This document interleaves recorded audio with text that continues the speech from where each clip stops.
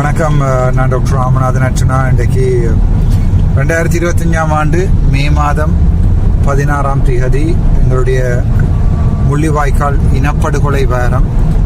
இது சம்பந்தமாக ஒரு பெரிய ஒரு டாக்குமெண்ட்ரி, ஒரு சில விடயங்கள் இலங்கை அரசியல் பரப்பில் என்ன நடக்கிறது என்பது சம்பந்தமாக ஒரு வீடியோ ஒன்றை நான் தெளிவாக போடுகிறேன். என்றால் எங்களுடைய அடுத்த சந்ததிக்கு சிலவற்றை கடத்த வேண்டிய தேவை இருக்கிறது. முள்ளிவாய்க்கால் இன்றைய தினம் அந்த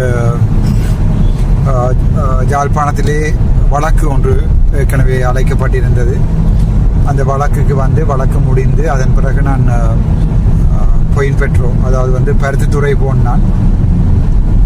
பருத்தித்துறையில் என்னுடைய பிரயாசன் என்ற தலைமையில் முள்ளிவாய்க்கால் கஞ்சியை ஞாபகப்படுத்துறதுக்காகவும் நாங்கள் பட்ட கஷ்டங்களை அடுத்தடுத்த தலைமுறைகளுக்கு அனுப்புறதுக்காகவும் அவர்களுக்கு விளங்கப்படுத்துவதற்காகவும் அவருடைய மனசில் நாங்கள் இப்போ அந்த முள்ளிவாய்க்கால் கஞ்சி குடிச்ச ஆக்கள் கூட இப்போ எல்லாம் கிட்டத்தட்ட நான் நினைக்கிறேன் குழந்தை பிள்ளைகளாக இருந்தால் கூட எல்லாம் 15-20 வயசுக்கு வந்துட்டோம். நாங்கள் எங்களுடைய கிணவேர் இங்கேயும் இல்லை, எல்லாருமே வெளிநாடுகளை நோக்கி போய்கொண்டிருக்கிறோம்.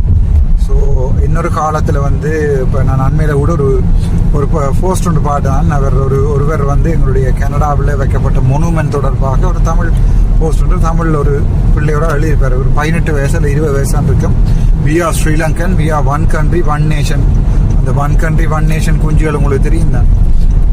அதை சார்பாக அது கனடாவில் அந்த மொனுமெண்ட் வைக்கப்பட்டது பிள்ளை என்று சொல்லி ஒரு தமிழ் பிள்ளையோட படிக்கிற ஒருத்தர் எழுதின போஸ்ட் வந்து இப்போ மிக பரவலாக எல்லாம் ஷேர் பண்ணப்பட்டு கொண்டிருக்கிறது. அதுக்குரிய முக்கியமான காரணம் என்னென்றால் எங்களுடைய வலி, எங்களுடைய போராட்டம், எங்களுடைய இனம் அழிக்கப்பட்ட விதங்கள் அடுத்தடுத்த தலைமுறைக்கு தெரியாது. இப்போ இருக்கிற டிக்டாக், யூடியூப் கலாச்சாரங்களில் அந்த பிள்ளைகளுக்குரிய என்ன நடந்தது, நாங்கள் எவ்வளவு கஷ்டப்பட்டு நாங்கள் என்னென்ன மாதிரி எங்களுடைய இனம் அழிக்கப்பட்டது, இப்படி திட்டமிட்டபடி கலாச்சார அழிவுகள் எல்லாத்தையும் மேற்கொள்கிறாங்க. இப்போ எங்களுடைய பண்பாடுகளையும் எங்களுடைய கலாச்சாரங்களையும் அவங்க எப்படி அழிக்கிறாங்க என்பது தொடர்பாக எங்களுடைய அடுத்த தலைமுறைக்கு அதில் ஒரு நாலேஜ் இல்லை. அந்த அடுத்த தலைமுறை தான் இப்போ ஒரு ஓட்டிங் பேஸாக இருக்கிறது. அந்த ஓட்டிங் பேஸை போடுங்க அனுராவுக்கு போடுவோம். இப்போ நான் கூட சில நேரங்களில் அந்த பணியை விட்டுருக்கேன். ஸோ அரசியலை கடத்த வேணும், அரசியலை சொல்லிக் கொடுக்கணும். நம்மளுடைய எதிர்கால சந்ததிக்கு ஒவ்வொருத்தரும் இந்த அரசியலில் இன்ட்ரெஸ்ட் ஆக வேணும். இந்த வரைக்கும் நான் நினைக்கிறேன் கிட்டத்தட்ட 11 மாதங்கள் ஆகிறது நான் இந்த அரசியல் பரப்புகளை கால் வச்சு. இந்த வரைக்கும் ஹாட் டாப்பிக்காக இருக்க வேண்டியதுக்குரிய தேவை என்னென்றால், நான் ஒரு விடயத்தை சொன்னால் எங்களுடைய எல்லாருமே பார்க்கறது பல உண்மை சில விடயங்கள் என்னுடைய டாக்டர் நீங்கள் உங்களோட யூடியூப்ல போட்டதான் இது, அல்லது நீங்க வாலிமலை காய்ச்சதான் டாக்டர் இது எடுபட மாட்டாங்க. திருவண்ணாமலைக்கு போய்க்கல கிண்ணியா வெண்ணூர்கிட்ட அவர்கள் திட்டமிட்டபடி பிளான் பண்ணி ஒரு சிங்கள அங்கே கிண்ணியாவில் 9 ராமற்ற வரலாறு எல்லாமே போய் இப்போ ஒரு சிங்கள புத்தர் ஒருவர் கால் வச்சு வரோம். அவர்கிட்ட கால் விரல்களுக்குள்ளால நாளுக்குள்ள எல்லாம் இருந்து கொண்டு ஒவ்வொரு சூட்டில் தண்ணி சீர்னாமண்டு வரலாறுகளை திரும்பி வளர்த்துற அளவுக்கு சிங்கள இனம் எங்களுக்கு மேலும் பெரிய ஒரு அடக்குமுறை செய்து. ஸோ அதை நாங்கள் அடுத்த தலைமுறைக்கு கடத்த வேணும். ஸோ அந்த முள்ளிவாய்க்கால் கஞ்சி என்றா என்ன என்பதை அடுத்த தலைமுறைக்கு நானும் அந்த கஞ்சியில் நாங்கள் கூட அழுதுருக்கிறோம். அப்படியெல்லாம் கிளச்சில் இருந்து நான் எல்லாம் போய் ட்ரினிட்டியில் படிச்சுட்டு லண்டனில் போய் கோர்ஸை முடிச்சுட்டு இங்கே சாணக்கியன் மாதிரி அரசியல் செய்யல. நாங்கள் இங்கேயே பிறந்து இந்த வெண்ணி காட்டலுக்குள்ளால தான் இப்போ ட்ராவல் பண்ணி கொண்டிருக்கேன். இப்போ கொக்காவை தாண்டி போய் கொண்டிருக்கிறேன். வெண்ணி காட்டலுக்குள்ளால தான் நாங்கள் ஒரு காலத்தில் கஷ்டப்பட்டாங்க. எனக்கு ஞாபகம் இருக்குது, இப்போ ஞாபகம் இருக்கு. நான் கிளச்சி சென்ட்ரல் காலேஜ்லேருந்து படிச்சு கொண்டிருக்கேன். ஸ்கூலில் படிப்பிக்கிற சேஃப்டிலேருந்து 96ஆம் ஆண்டு 4 சென்ட்ரல் காலேஜுக்கு முன்னால் கிரவுண்ட் ஒன்றில் படிப்பிச்சு கொண்டிருக்கேன். ஒரு செல்லோடு விழுந்தது. பிறந்திலேருந்து அடித்த செல்லோடு நாங்கள் இருந்து ஒரு அப்படியே முழுக்க புகை மூட்டாங்க. எல்லாமே ஞாபகமாக இருக்குது. ஸோ அதுகளை கடத்துறதுக்கு எங்கள்கிட்ட வீடியோவும் இல்லை, அடுத்த தலைமுறைக்கு கடத்துறதுக்கு வீடியோவும் இல்லை, பிள்ளைகளுக்கு போட்டு காட்டுறதுக்கு அதுகளை சொல்கிறதுக்கு ஒரு மீடியாக்களும் இல்லை. இப்போ இருக்கிற மீடியாக்கள் பொறுத்த வரைக்கும் இந்த டிக்டாக்களும் அந்த ஈழன் நிசான் ஒரு காவாலி, அதுக்கு பிறகு இந்த ஜெமினி கணேசனும் ஜெகன் அது தமிழ் டூப்ஸ், அதுக்கு பிறகு இந்த வெண்ணி மைந்தரண்டு, அது இப்படி எங்களோட இனத்தின் சாபங்கள். ஸோ நாங்கள் இந்த அரசியல் பரப்பில் இருக்கிற காலத்திலேயாவது நாங்கள் எங்களுடைய வரலாறுகளையும் அவருடைய வீர போராட்டங்களையும் நாங்கள் பட்ட கஷ்டங்களையும் அடுத்த தலைமுறைக்கு கடத்த வேண்டதுக்காக இன்றைய தினம் பருத்தித்துறையில் நாங்கள் அந்த கஞ்சி காய்ச்சி கொடுத்தினாங்க. அதுக்கு பிறகு திருப்பி கொடியாமத்தில் கொடுத்தினாங்க. அதுக்கு பிறகு திருப்பி சாவச்சியில் கொடுத்தினாங்க. அந்த வீடியோக்கள் வந்திருக்கும், நீங்கள் சர்ச் பண்ணி பார்க்கலாம். அதன் பிறகு இன்றைய தினம் வந்து நான்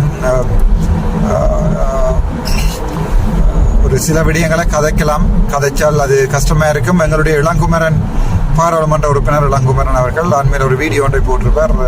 உப்பை வந்து நாங்கள் அமெரிக்காவுக்கு லண்டனுக்கு அனுப்புறதுக்கு ரெடி ஆகி கொண்டு வேண்டாம். அங்கே இருக்க சுற்றி இருக்கிற தண்ணி எல்லாம் வந்து கடல் தண்ணியில் தானே. அந்த அவ்வளவு கூட ஒரு பேசிக் நாலேஜ் கூட இல்லாத ஒரு சில பாராளுமன்ற உறுப்பினர்களை தான் நாங்கள் பாராளுமன்ற உறுப்பினர்களாக யாழ்ப்பாணத்தில். அரசியல்வாதிகள் வளமையாக அப்படித்தான். அது சுரேஷ் பிரேமச்சந்திரனாக இருக்கட்டும் அல்லது வந்து சித்தார்த்தனாக இருக்கட்டும், தனி அரசியல் தான். மக்களை பற்றி எந்த ஒரு இதுவும் இல்லை.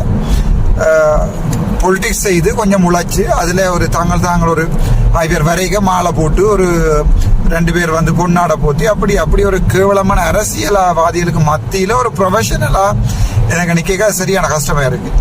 அப்போ இங்கே இருக்கிற உப்பை இங்கே இருக்கிற யாழ்ப்பாணத்தாக்களுக்கோ இலங்கைக்கோ நாங்கள் கொடுக்கறதுக்கு தயாராக இல்லை. நாங்கள் என்ன செய்கிறோம், நாங்கள் இறக்குமதி செய்கிற அளவுக்கு இங்கே மூடி இருக்கு. நான் அந்த விஷயத்துக்கு வார நேரம் அதன் பிறகு நான் உப்பளம் இந்த ஆனரவு உப்பள பிரச்சனை கேட்கறதுக்காண்டி வந்தேன். இன்றைய தினம் நீதிமன்றத்தால் ஒரு கட்டளை அனுப்பப்பட்டிருக்கிறது. வாரப்போற லொரியலை டிஸ்டர்ப் பண்ணுறதோ அல்லது வந்து உப்பளத்தினுடைய வேலைகளை உப்பளத்தினுடைய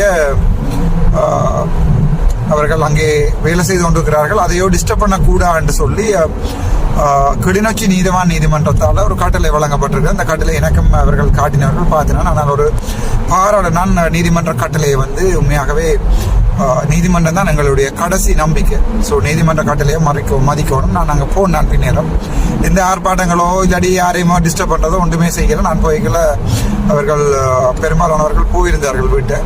அந்த பிரச்சனை இப்படித்தான் என்னென்றால் ஆனர உப்பளத்தில் வந்து எல்லா நேரமுமே உப்பு விளைவது இல்லை.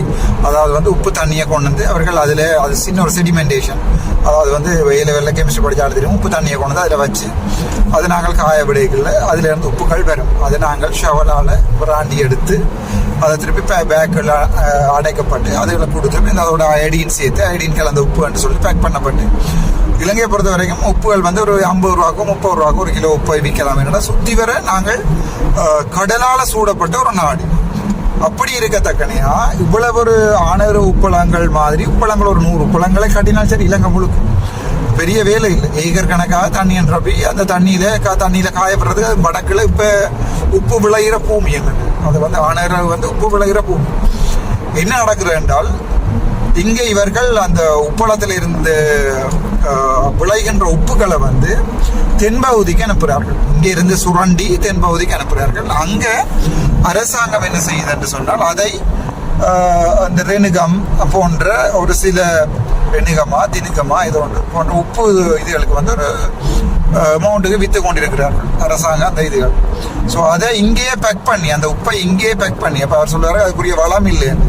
அரசாங்கம் இப்போ நேற்றைய முந்தின தினம் பார்த்தீங்கன்னா தெரியும் எங்களுடைய ஜனாதிபதி பெருசாக அது பச்சை போய் சொல்கிறேன்னு எல்லாருமே சொல்லுவாங்க.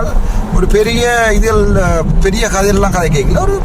ஒரு 500 மில்லியன் என்றால் காணும் ஒரு 3 உப்பளம் வந்து டெம்பரரியாக பேக் பண்ணுற இடங்களை யாழ்ப்பாணத்திலையும் மற்றது அராலியில் ஒரு உப்பு ஒன்று இருந்தது, யாழ்ப்பாணத்தில் இருந்தது, மற்றது நான் நினைக்கிறேன் வட்டுக்கோட்டையில் இருந்தால் நினைக்கிறேன். அந்த 3 உப்பளத்தையும் செய்தாவே இல்லைங்க முழுக்க உப்பு கொடுக்கலாம். எத்தனை மெட்ரிக் டன் நாங்கள் அதை டெவலப் பண்ணலாம். ஸோ இவர்களை பொறுத்த வரைக்கும் எங்களுடைய வடக்கு மாகாணத்தில் மக்களுக்கு வந்து சம்பளம் கொடுத்துருவோம் அப்படி என்ற ஒரு எண்ணங்கள் இல்லை. எல்லாம் தேர்தல் தான். இப்போ தேர்தல் முடிஞ்சது 7 மண்டா வந்து ஒரு மீட்டிங் வைக்க சொல்லுங்க அப்போ எங்களுடைய ஜனாதிபதி குமாரசாமி அடுத்த தேர்தலுக்கு அவங்க ஓடிடுவாங்க. ஆனால் அதுதான் இவங்களுடைய அரசியல். இப்போ பார்த்தால் உள்ளூராட்சி சபையில் அடிபடுறாங்க ஆட்சி அமைக்கிறது கண்டு சங்கு அங்கே போகுதாம், சைக்கிள் இங்கே போகுதாம், வீடு அங்கே பாயுதாம், மான் இங்கே பாயுதாம்ண்டு முழுக்க முழுக்க முழுக்க முழுக்க முழுக்க அந்த பவர்களுக்கும் அதாவது தவிசாளர் பதவிகளுக்கும் அதுக்கும் இதுக்கும் இருக்கிற அந்த ஒரு போட்டியல் தான். அந்த போட்டியலுக்காக தான் இந்த அரசியல் செய்து கொண்டிருக்கா. சரியான கவலையா இருக்கு.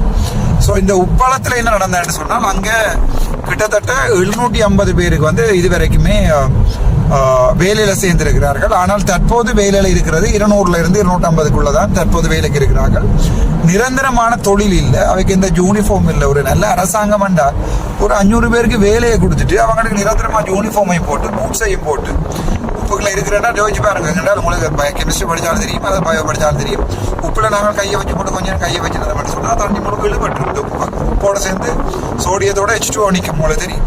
அப்போ அது வந்து ஒரு சோடியம் ஒரு இம்பேலன்ஸ் வந்துச்சுட்டா உப்புகளை கரண்ட் 2 வேலை செய்தால் சோடியம் இம்பலன்ஸ் ஒன்று வந்துச்சுன்னா மேபி பொட்டாசியம் அது இதுகள் குழம்பிச்சேன்னு சொன்னால் ஹார்ட் அட்டாக் ஹை பொட்டாசியம் வந்துச்சுன்னா ஹார்ட் அட்டாக் வரக்கூடிய வருத்தங்கள் வரக்கூடிய வாய்ப்புகள் இருக்குது. அப்போ அவர்களை ப்ரொடெக்ட் பண்ணுற ஒரு எக்யூப்மெண்ட்ஸை கொடுத்து அதை வடிவாக என்ன செய்யலாம் இவர்கள் நினைச்சா வடிவாக அதோட தெளிவான ஒரு கம்பெனியாக அதை மாற்றலாம். ஆனால் இவர்களை பொறுத்த வரைக்கும் எங்களுடைய மக்களை சுரண்டி இன்னைக்கு அவர் அம்மாவோட கைக்கு அந்த அம்மா சொன்னால் தான் 2 பஸ் எடுத்து இங்கே வேலைக்கு வரனால் 2000 ரூபாயோ இன்னொரு சம்பளம் 30 நாள் வேலை தான் 60,000 ரூபா சம்பளம் வரும். அந்த 60,000 ரூபா சம்பளத்தில் என்னத்தை செய்யலாம்? இந்த நாட்டில் ஒன்றுமே செய்யலாம். 60,000 சம்பளம் இருந்தால் கடையில் போய் சாமான் பண்ணி கொடுத்தா 6,000 ரூபாய்க்கு பில் வரும்.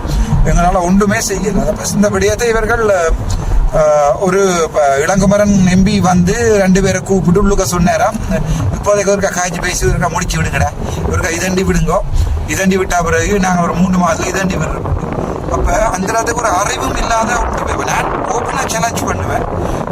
அந்தளவுக்கு ஒரு கன்செப்டே தெரியாத ஒரு எக்கனாமி பாலிசி ஒன்றே தெரியாத ஒரு இளங்குமரன் போன்றாக்கள் நாங்கள் இப்போ வந்து வெளிநாட்டுக்கு அனுப்புறதுக்கு தயாராகி கொண்டு இருக்க முடியுது. டிஃபமேஷன் அல்ல இது, டிஃபமேஷன் அல்ல. ஒரு மக்களுடைய சமூக பொருளாதார கட்டமைப்புகளை டெவலப் பண்ணுறது கூட தெரியாத எம்பி மேலே தான் நாங்கள் செலக்ட் பண்ணியிருக்கோம். அடுத்த முறை பாராளுமன்ற தேர்தலில் இன்னொரு 3 சீட் ஃப்ரீயாக போகுது.